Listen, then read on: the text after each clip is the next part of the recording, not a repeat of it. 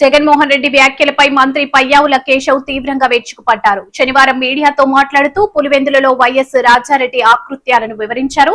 Faction రాజకీయాలకు బీజం వేసింది వైఎస్ కుటుంబం అయితే జగన్ దాన్ని కొనసాగిస్తున్నారని అన్నారు. జగన్ అరాచక రాజకీయాలపై యువత ఆలోచించాల్సిన సమయం ఆసన్నమైందన్నారు. అట్లాంటి వాటిల్లో కూడా మీరు అసత్యాల్ని చెప్పేటువంటి ప్రయత్నం చేయడం అనేటువంటిది జీర్ణించుకోలేకపోతున్నారు. ఒక రెండు ముక్కలు. రాష్ట్ర రాజకీయాల్లో ఫ్యాక్షనిజం మొదలైంది వైఎస్ కుటుంబంతో. రాజకీయాలు నేరమయమైంది వైఎస్ కుటుంబంతో మొదలయ్యాయి. అంతకుముందు రాయలసీమలో ఫ్యాక్షనిజం ఉంది. ఎప్పుడో టైం ఇమ్మెమోరియల్ చరిత్ర కాలం నుంచి కూడా ఫ్యాక్షనిజం ఉంది. అది కుటుంబాల మధ్యనో వర్గాల మధ్యనో ఆధిపత్య పోరుగానో రకరకాల చారిత్రాత్మక కారణాలతో ఫ్యాక్షనిజం ఉంది. కానీ ఆ ఫ్యాక్షనిజానికి రాజకీయానికి ఎప్పుడూ కూడా జోడించినటువంటి సందర్భాలు లేవు. రాజకీయ నాయకులు ఎవరున్నా కూడా ఫ్యాక్షనిజానికి దూరంగా అదొక లా అండ్ ఆర్డర్ ఇష్యూగానే చూసేటువంటి వాళ్ళు. రాజశేఖర రెడ్డి ఫ్యామిలీ రాజకీయాల్లో మొదలుపెట్టిన తర్వాత రాజారెడ్డి గారు క్షేత్రస్థాయిలో తనకున్నటువంటి రాజ్యాధికారాన్ని అడ్డం పెట్టుకుని ఈ ఫ్యాక్షనిజాన్లో గ్రూపుల్ని ప్రోత్సహించి రాజకీయంగా లొంగదీసుకునేటువంటి ప్రయత్నం మొదలుపెట్టారు. మీకు 2-3 సంఘటనలు చెప్తాను, ఎందుకంటే డీటెయిల్స్ మా రమేష్ గారు ఇంకా బాగా చెప్పగలుగుతారు. పులివెందల్లో 89 గవర్నమెంటు కాంగ్రెస్ గవర్నమెంట్ వచ్చిన తర్వాత ఫస్ట్ తీవ్రమైనటువంటి ఫ్యాక్షనిజానికి తోడ్పాటు ఇవ్వడం మొదలైంది. ఒక్కొక్క గ్రామంలో ఎవరైతే ఆ రోజున ప్రత్యర్థిగా ఉన్నటువంటి బలంగా ఉన్న పార్టీలు ఉన్నారో వాళ్ళని ఏ రకంగా లొంగ తీసుకున్నారు అనేటువంటిది.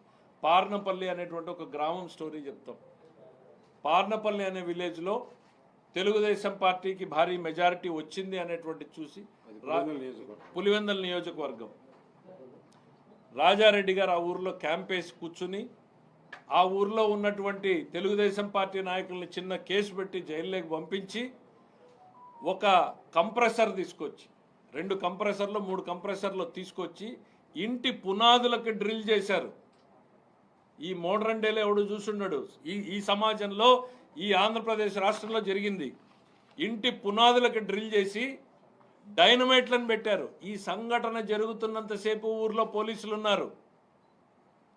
ఒక ఎస్ఐ 10 మంది పోలీసులు ఉంటే వాళ్ళను ఒక గదిలోకేసి బంధించారు. స్వయంగా ఆ రోజు రాజారెడ్డి గారు ఆ గ్రామంలో ఉన్నారు. ఆ డైనమైట్లు పెట్టి ఆ ఇంటిని పేలిస్తే ఆ ఇంట్లో పశుపక్షాదులన్నీ కూడా లోపలే ఉండి పేలిపోయినటువంటి సంఘటనలు. 2000 మంది ఆ ఊరి మీద దాడికి పోయారు. మీరు మహిళల పట్ల మీరు ప్రవర్తించినటువంటి తీరు ఈ రోజు కూడా ప్రజలు మర్చిపోలేదు. ఒక ఇంటిని డైనమైట్లు పెట్టి పేల్చేసి ఎంతటి భయానక వాతావరణాన్ని మీరు కల్పించారు అనేటువంటిది ఈరోజు సమాజానికి తెలీదు. మరి అట్లానే పెద్దకూడాల గ్రామంలో కృష్ణారెడ్డి అనేటువంటి లీడర్ ఉండేవాడు. ఆయన వీళ్ళకి బలంగా ఎదురు నుంచున్నాడు అనేటువంటి దాంతో ఒక ఏం చేసినా ఒక పకడ్బందీ స్కెచ్లు వేయడం అనేటువంటిది రాజకీయాల్లో అప్పుడే మొదలైంది. అంటే ఎవరు ఎక్కడ పోలీసుల పాత్ర ఏం చేయాలి, వీళ్ళు ఏం చేయాలి అనేటువంటిదంతా ఆయన సెకండ్ షో సినిమాకు పోయేస్తూ ఉంటే ఆయన మీద ఇక్కడ దాడి జరుగుతుంది. అదే టైంలో హైదరాబాద్లో ఉన్న రాజశేఖర రెడ్డి గారు ఓ అధికారితో గొడవ పెట్టుకుంటాడు. నేను హైదరాబాద్లో ఉన్నాను అని ప్రూవ్ చేసుకోవడానికి, ఎలిబి సృష్టించుకోవడానికి. అంటే రాజకీయంలో హింసని కొత్త పుంతలు తొక్కించినటువంటి ఫ్యామిలీ మీది. హైదరాబాద్లో ఒక అధికారితో గొడవ పెట్టుకుని రాజశేఖర రెడ్డి గారు హైదరాబాద్లో ఉన్నారని ఎలిబి చేసుకుంటారు. అదే టైంకి ఇక్కడ ఒక ఇంపార్టెంట్ లీడర్ మర్డర్ జరుగుతుంది. పెదకూడాల కృష్ణారెడ్డి గారి మర్డర్ ఆ రోజున ఒక చర్చనీయాంశమైంది రాయలసీమ ప్రాంతంలో. మళ్ళీ పాపాయపల్లి రఘురామరెడ్డి అని ఉండేవాడు, సింగిల్ విండో ప్రెసిడెంట్. ఎట్లా చేశారు అనేటువంటిది కూడా చర్చ. ఇది ఒక లింగాల మండలంలో 3 టాప్ లీడర్స్ని ఎట్లా సరెండర్ చేసుకున్నారు మీరు అనేటువంటిది. ఇట్లా చెప్పుకుంటూ పోతే 10ల సంఖ్యలో ఈరోజు వాళ్ళ సంఘటనలు ఉన్నాయి. జగన్మోహన్ రెడ్డి గారు వచ్చి మాది స్వాతంత్ర సమరయోధులు అనేటువంటి కుటుంబం అని చెప్పినా చెప్తాడేమో రేపు పొద్దున తరానికి. కాబట్టి వాస్తవాల్ని ప్రజల ముందు పెట్టాల్సినటువంటి అవసరం ఉంది అని తెలుగుదేశం పార్టీ గుర్తించింది. పులివెందల సంఘటనలు, పులివెందల ఘటనలన్నింటి మీద కూడా ఒక పుస్తకాన్ని వెలువర్చాలనేటువంటి ఆలోచన తెలుగుదేశం పార్టీ చేస్తూ ఉంది. రాజశేఖర రెడ్డి ముందు రాజకీయాలు ఎట్లా ఉన్నాయి, వైఎస్ కుటుంబం ముందు, తర్వాత నేరమయం ఎట్లా అయినాయి అనేటువంటి దాన్ని. రాజకీయాల్ని నేరమయం చేసిందే మీరు.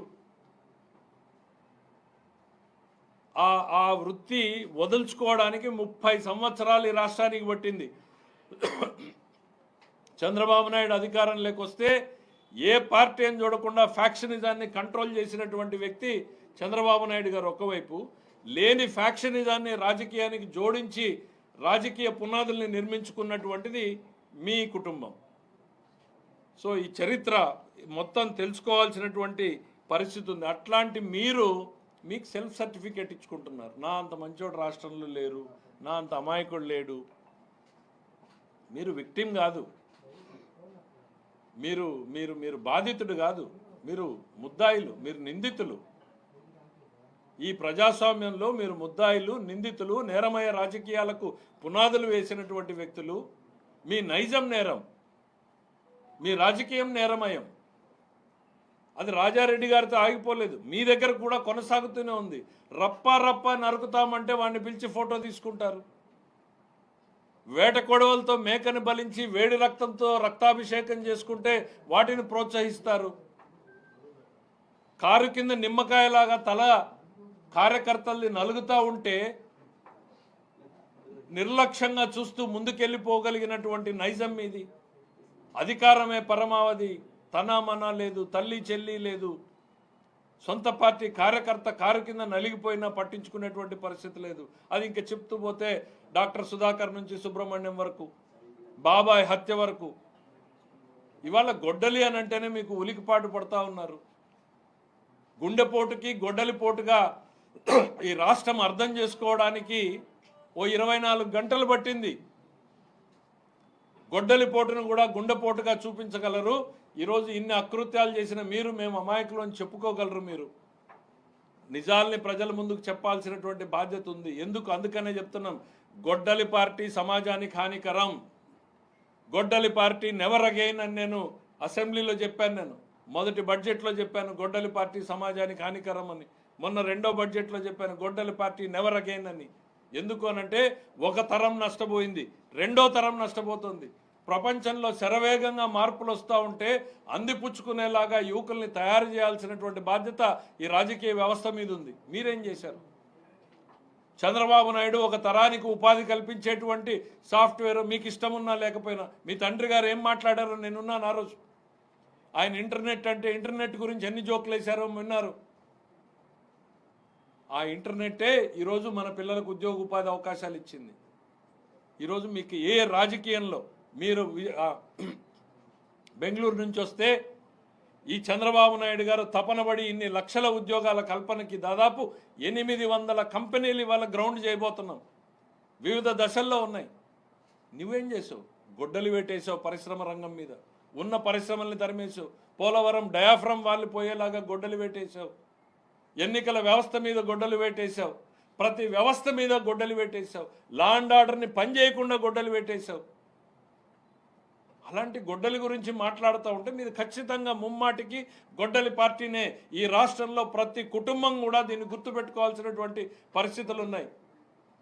5 ఏళ్ల క్రితం మనం ఎంత భయానకమైనటువంటి వాతావరణం ఈ రాష్ట్రంలో ఉంది. ఈరోజు నేరుగా ప్రభుత్వాన్ని కూడా ప్రశ్నించే స్థాయిలో ప్రజలు ఉన్నారు.